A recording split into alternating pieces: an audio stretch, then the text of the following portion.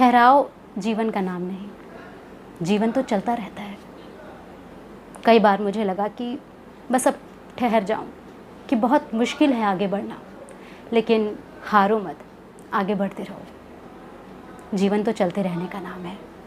सकारात्मक सोचो, अच्छा सोचो, तभी अच्छा होगा। बीती बातें भूल कर आगे बढ़ना है ज़िंदगी है। पापा के कहे ये वाक्य हमेशा मुझे ऊर्जा देते रहे।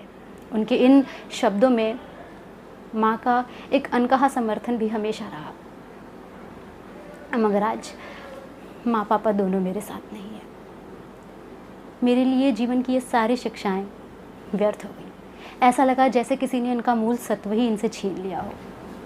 ये मेरे लिए एक ऐसा समय था जब मुझे लगने लगा था कि निरुद्देश्य है जीवन में चलते रहना, और निरर्थक हैं जीवन के सारे उद्देश्य।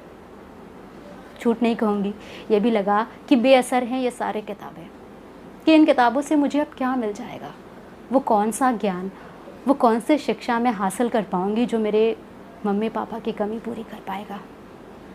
मेरे लिए शायद बहुत मुश्किल होता इतनी जल्दी इस दौर से उबरना, अपनी ज़िंदगी में वापस आना, अगर मेरे पास मेरी नन्ही सी बिटिया नहीं होती, जो अपने प्यार से मुझे खींच कर एक बार फिर मेरी दुनिया में लेकर आई। और आप सबके कमेंट्स, आप सबका प्यार, आप सबके मेल्स कि मैं कहाँ हूँ, वीडियोस क्यों नहीं आ रहे हैं, मुझे बहुत जल्दी मेरी किताबों के सामने ला खड़ा किया। संयोगवश आज किताबें मेरे सामने हैं, और इस वक्त मैं उन किताबों के साथ हूँ जो मुझे इस बुरे दौर से उबरने में मदद कर रही है। इसलिए आज जो ये वीडियो लेकर आई हूँ, मैं इसमें किसी किताब की समीक्षा नहीं करने जा रही, और मैं कोई किताब रिकमेंड भी नहीं कर रही हूँ। ये वीडियो आपको सिर्फ इतना बताने के लिए है कि इन दिनों मैं क्या पढ़ रही हूँ जो इस बुरे वक्त में मेरे साथ हैं, वो किताबें। तो शुरू करते हैं पहली किताब से। पहली किताब है दीप त्रिवेदी की लिखी आप और आपकी आत्मा। ये किताब बताती है कि हमारा जीवन कैसा रहेगा। अपने जीवन की अच्छी से अच्छी और बुरी से बुरी परिस्थितियों में भी हम तटस्थ कैसे रहें, अपने मन और बुद्धि के बीच के संघर्ष से कैसे निपटे, उनमें सामंजस्य कैसे बिठाएं। ये बातें सिर्फ इस बात पर निर्भर करती हैं कि हम अपनी आत्मा के कितने निकट हैं और हम अपनी आत्मा के कितने नज़दीक हैं। ये पता करने के लिए दीप त्रिवेदी ने इस किताब में बहुत ही सरल और प्रैक्टिकल टेस्ट दिए हुए हैं। गीता का संदर्भ लेते हुए ये किताब आत्मा के महत्व को स्पष्ट करने की कोशिश करती है। संपूर्ण गीता में से जो एक तत्व है आत्मा, ये पूरी किताब सिर्फ इसी शब्द पे ध्यान केंद्रित करती है। इसलिए कई बार किताब को पढ़ते हुए मुझे लगा कि एक ही बात को बार बार घुमा फिरा कर कहा जा रहा है, लेकिन अंततः किताब मेरे लिए असरदार है। अगली किताब है देवदत्त पटनायक की लिखी मेरी गीता। माई गीता का हिंदी अनुवाद है।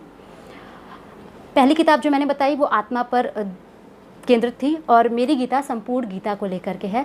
भगवत गीता के संदेशों को सरल से सरल भाषा में समझाने का ये एक श्रेष्ठ कहना तो अभी मुश्किल है, लेकिन बहुत ही कारगर प्रयास करती है। अभी जब मैं ये किताब पढ़ रही हूँ, मेरे पास गीता का पहले से कोई ज्ञान नहीं है, मैंने गीता अभी तक नहीं पढ़ी है।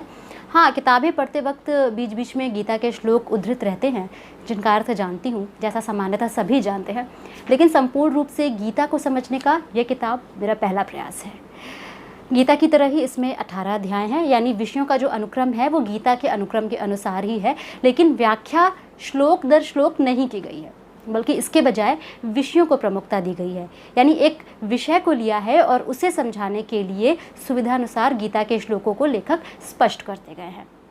इस तरह से पढ़ने में फ़ायदा ये होता है कि विषयों के रूप में हमारे पास समस्याएं सामने होती हैं और हम उनका समाधान गीता के अनुसार ढूंढ लेते हैं। जैसे किताब का पहला अध्याय आपको और हमें निर्णय नहीं करना है, ये बताता है कि हमें किसी भी परिस्थिति में निर्णय के आधार पर संसार का निर्माण नहीं करना है, नहीं तो हम जीवन में कुछ भी दर्शन नहीं कर पाएंगे। आसान शब्दों में कहूँ तो हमें जजमेंटल नहीं होना है। अगला अध्याय पुनर्जन्म की अवधारणा को स्पष्ट करता है, और तीसरा अध्याय ब्रह्मांड के हर जीव, हर वस्तु, हर तत्व और हर व्यक्ति के बीच की विभिन्नता को स्पष्ट करता है, और ये बताता है कि एक ही विश्व का अंग होते हुए भी हम एक दूसरे से कितने अलग हैं। ये विभिन्नता न सिर्फ ज़रूरी है बल्कि इसका सम्मान भी किया जाना चाहिए। मेरी गीता की सबसे एक अच्छी बात जिसने मुझे इस किताब को पढ़ने के लिए प्रेरित भी किया वो है देवदत्त पटनायक का ये बताया जाना कि मैंने जो गीता से प्राप्त किया वो मेरा सच है।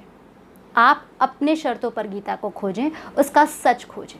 उनकी इसी सोच पर लिखी गई ये किताब गीता को अपने दृष्टिकोण और विवेक के अनुसार समझने की असीम संभावनाएं देती है। अगली किताब जिसे लिखा है हेक्टर गार्सिया और फ्रांसिस मिरलस ने, प्रोनाउंसिएशन के लिए माफ़ी चाहूँगी, मुझे उनका उच्चारण स्पष्ट नहीं है। किताब का नाम है इकिगाई। इसकी बहुत चर्चा रही पिछले दिनों, हो सकता है आपने पढ़ी हो या नाम तो ज़रूर ही सुना होगा। इकिगाई दीर्घायु, स्वस्थ और आनंददायक जीवन जीने की जापानी संकल्पना है। हर व्यक्ति का एक इकिगाई होता है जो अगर उसे मिल जाए तो सुख और संतोष अपने आप ही उसकी ज़िंदगी में शामिल हो जाते हैं। लेकिन ये इकिगाई कैसे प्राप्त करें, ये किताब हमें सिखाती है। किताब पढ़ते वक्त आप अपना इकिगाई ढूंढने के लिए प्रेरित हो सकते हैं, या हो सकता है आपको लगे कि मुझे तो अपना इकिगाई पहले से ही पता है, फिर हम क्यों उससे दूर हैं। कहीं हमारा दिमाग हमें वो करने के लिए तो प्रेरित नहीं कर रहा जिसके लिए हम नहीं बने हैं। आखिर वो कौन सा रहस्य है जिसने जापान को पूरे विश्व में सबसे ज़्यादा दीर्घायु लोगों का देश बना दिया। इन सभी सवालों के जवाब ढूंढती है इकिगाई, और मेरे लिए वाकई किताब मददगार साबित हो रही है। अगली किताब जिसे बस मैंने अभी अभी पढ़ना शुरू किया है वो है द आर्ट ऑफ हैप्पीनेस का हिंदी अनुवाद आनंद का सरल मार्ग, जिसे दलाई लामा और हावर्ड सी कटलर ने मिलकर आकार दिया है। इसमें हावर्ड सी कटलर दलाई लामा से सुखी जीवन के सूत्र जानने की कोशिश करते हैं। वो उनके आध्यात्मिक विचारों को पाश्चात्य दृष्टिकोण से जोड़ते हुए और उनके सिद्धांतों के वैज्ञानिक प्रमाण खोजते हुए ये पुस्तक पाश्चात्य और पूर्वी अवधारणाओं का एक अद्भुत संगम नज़र आती है। खुशी एक आंतरिक मनोदशा है, ये तो लगभग सभी जानते हैं, लेकिन इस मनोदशा को प्राप्त कैसे किया जाए, किताब ये कला सिखाती है।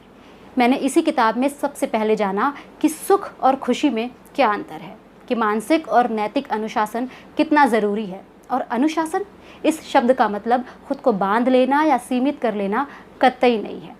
हावर्ड सी कटलर द्वारा दलाई लामा से समय समय पर की गई बातचीत और उनके भाषण के अंशों को आधार बनाकर ये किताब बातचीत की शैली में लिखी गई है, जिससे न सिर्फ मुझे एक महान आध्यात्मिक गुरु की शिक्षाएं सीखने का मौका मिल रहा है, बल्कि उनके व्यवहार, उनके व्यक्तित्व और उनके नज़रिए को जानने, समझने और उससे प्रेरित होने का मौका भी मिल रहा है। ईमानदारी से कहूँ तो अभी मैं जितनी भी किताबें पढ़ रही हूँ उनमें ये एक ऐसी किताब है जो मेरी समझ और पसंद के सबसे नज़दीक है।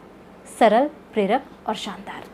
5वीं किताब है जिसे लिखा है स्वामी सुख बोधानंद ने, और किताब का नाम है देखो जीवन को अलग दृष्टि से। ये किताब वर्तमान में जीने, अतीत और भविष्य के साथ वर्तमान में समय प्रबंधन करने, मन और विचारों से परे जाने, अच्छा दिखने और अच्छा महसूस होने के बीच का फ़र्क समझाती है। किताब प्रश्नोत्तर शैली में लिखी गई है, यानी प्रश्न आपके पास है और आप उनका समाधान जवाब में आसानी से ढूंढ सकते हैं। बुरे लोगों से कैसे निपटें, अच्छा होना, एक अच्छा इंसान बनना क्यों ज़रूरी है और इसके क्या क्या नुकसान हैं, उससे कैसे डील करें, इनके बड़े प्रैक्टिकल सुझाव ये किताब देती है। फ़िलहाल इसको पढ़ रही हूँ और अभी तक मुझे ये पसंद आ रही है। गौर से देखा जाए तो जितनी भी किताबें इस वक्त मैं पढ़ रही हूँ वो सब एक ही बात की ओर इशारा करती हैं, और वो ये है कि अपने मन और आत्मा में स्थित होना, अपने मन और बुद्धि के संघर्ष को समझना और उनसे डील कैसे करना है। वैसे किताब के लेखक अलग अलग हैं, इसलिए उन सबकी विचारधाराओं में अंतर है, जिस वजह से कई सारी बातें क्लैश भी करती हैं। कई जगह एक ही समस्या का समाधान हर किताब अलग अलग तरीके से सुझाती है। लेकिन अगर हम इन विषयों को पढ़ते हैं और ध्यान से पढ़ते हैं तो ये हमें इतनी समझ तो पैदा कर ही देता है कि हम अपने विवेक के अनुसार, अपनी समझ के अनुसार ये पता कर पाएँ कि हमें क्या करना है और क्या नहीं। ये सारी किताबें आप सबको एक साथ पढ़ने की ज़रूरत नहीं है, एक एक करके भी पढ़ सकते हैं। मैं एक साथ इसलिए पढ़ रही थी क्योंकि मैं शॉर्ट नोट्स लेती हूँ, इसलिए मुझे कन्फ्यूज़न नहीं होती है। लेकिन अगर आप इनमें से कोई किताब पढ़ना चाहते हैं तो मेरी सलाह आपको ये है कि अलग अलग किताब ही उठाएँ। तो ये थी आज 5 किताबें जो मैं इस वक्त पढ़ रही हूँ, जो मेरे बुरे दौर के साथी हैं। उम्मीद करती हूँ कि इस वीडियो से आपको भी किताब चुनने में सहायता ज़रूर मिलेगी। आज के वीडियो में इतना ही। अगर इनमें से कोई किताब आपने पढ़ रखी है, उसके बारे में कुछ कहना चाहते हैं तो कमेंट बॉक्स में ज़रूर बताइएगा। अभी के लिए चलती हूँ, अपना बहुत ज़्यादा ख्याल रखिएगा, ख़तरा अभी टला नहीं है, इसलिए खुश रहिए, स्वस्थ रहिए और किताबें पढ़ते रहिए। Tata, bye bye.